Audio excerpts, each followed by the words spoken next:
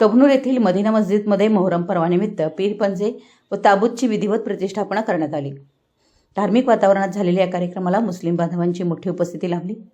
दर्ग्याच्या मागील बाजूस नजरुद्दीन मुजावर यांच्या हस्ते दुआ व फात्या पठणाचा कार्यक्रमाची सुरुवात झाली।